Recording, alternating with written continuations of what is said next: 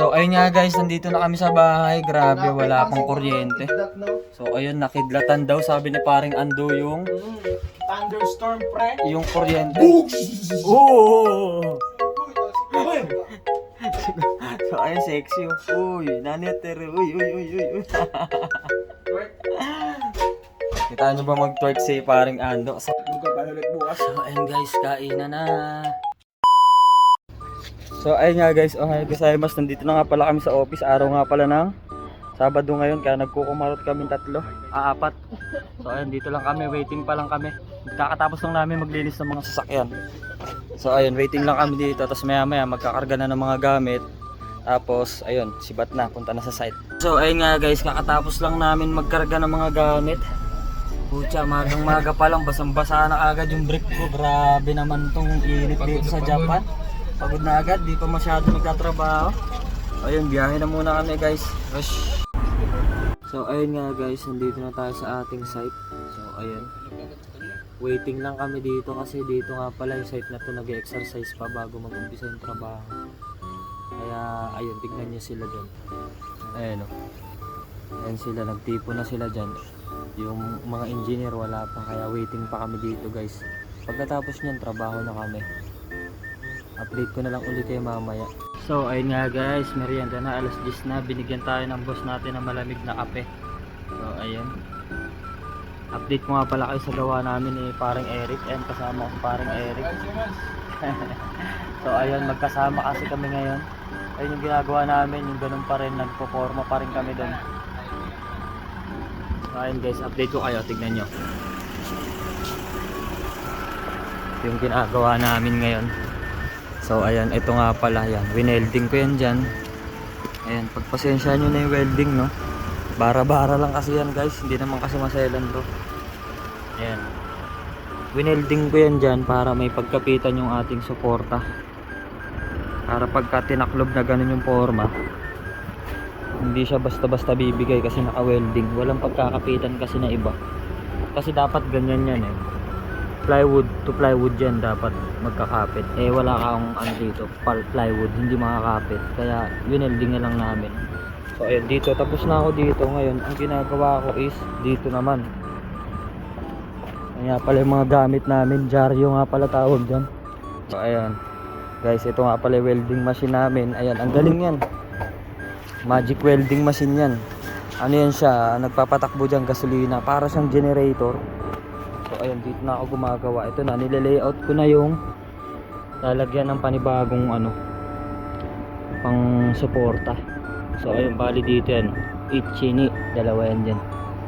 So yun yung Ichini 1, 2. So ayun, lalagyan natin dyan ng dalawa, tapos isa pa dito. Ayan, kung makikita nyo, may point na ako nilagay dyan. So ayun, kasi dito sa taas hindi nalalagyan kasi pwede ditong kabilaan yung separator. So ayun guys, dito rin lalagyan din na separator dito. Pwede siya rito, kaya hindi ko nalalagyan. Dito na lang ako mag-welding. Dito, tsaka dito sa dalawa. So ayun guys, in-update ko lang kayo guys. Hanggang dun pa yung gagawin namin. So ayun guys, update ko na lang uli kayo mamaya. So ayun nga guys, tanghalian na, kain na tayo. Ulam ko nga pala ay ang palaya. Tapos ito, binigyan ako ni paring Eric ng kare-kare. So ayun, tapos binigyan ko na lang rin siya ng ampalaya. Nakalimutan ko nga pala yung kutsara ko, kaya gumawa na lang ako ng improvise. May mga katabi nga akong hapon dyan, tinitignan nila ako habang ginagawa ko tong improvise kong kutsara. Akala siguro nila kung ano yung ginagawa ko kasi hinihiwa ko to ng cutter. So ayun, tapos nagulat sila nung bigla akong pinangkain. Ginamit ko siya pangkain. So ayun guys, diskarte lang dito guys, no. Kain muna po tayo.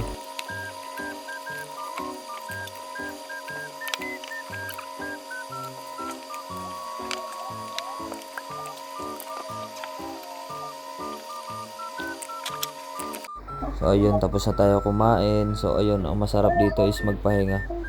So ayun, kung mapapansin nyo nga pala, nakahubad ako kasi sobrang init, grabe. Kung mapapansin nyo, may aircon din. Galing kasi akong labas, diba, sobrang init ng katawan ko. Naghubad na ako para mabilis ako ma-refresh. So ayun nga guys, alauna na, magtatrabaho na muna tayo. Ash. So ayun nga guys, alas 3 na, merienda tayo, grabe. Basang basa ako ng pawis, oh. Ayun, hanggang itlog. Ayan o. Grabe. Ah, ha, ha, ha. Okay lang yan, at least. Malaki naman yung sweldo natin dito, no? So, ayun lang yung view natin. Pamparelax. Tingin lang tayo dyan. Tapos, ayun, parang madilim dun, no? Kumukulog-kulog. Uulan yata. So, ayun. Inabutan kami ni paring Eric ng soft drinks. Diyos. Karakimas. Yes. So, ayun guys, merienda lang kami dito, guys. Trabaho. Trabaho namin, rain or shine. Ito pag umulan, yari kami. So ayun guys, update ko na lang uli kayo mamaya kung ano mga mangyayari.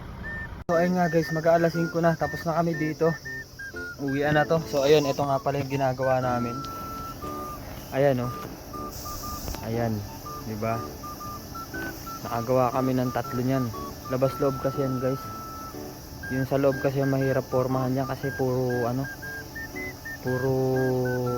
cutting, ang daing puro putulin kaya mahirap. So ayun oh, 1, 2, 3. Ayun na nagawa namin ngayong araw. 3 pa kami niyan ha. Ayan oh, si parang Eric kasama namin tsaka yung amo kong hapon. Ayun pa isa. Ayun ang pinakamahirap, yung kanto. Kasi yun yung winelding ko rin yun. So ayun guys, bali nakapagligpit na rin kami ng mga gamit. Ayan, magpapaalam lang kami sa engineer tapos takbuhan na to. So ayun si paring Eric oh. Ayun nga pala yung paligid namin dito, grabe, bundok. Ito nga palang ginagawa namin is pabrika ng engine parts ng Hino. Yung mga truck ng Hino. Kung alam niyo Hino na truck. So ayun dyan, engine parts marami dyan. Marami rin Pinoy dito, 15 piraso silang Pinoy dito nagtatrabaho, machine operator. Sasakupin na ng mga Pinoy ang Japan. Ayun guys. Osh. Puro nga pala makita yung gamit namin, no? Kahit ibagsak mo talaga namang napakatitibay. Hindi basta-basta nasisira. Urig makita, gawang Japan. So ayun. Konting muni-muni lang kami dito tapos takbuhan na. Osh. So ayun nga guys, iskar sa Madesta na. So ayun, pauwi na kami, nagbabike na kami. Tapos na nga pala yung ulan dito kaya buenas pa kami kasi tapos na yung ulan at sana wag nang pumatak, no. So ayun si paring Eric oh. Hey. Pagod na. Pagod na pagod.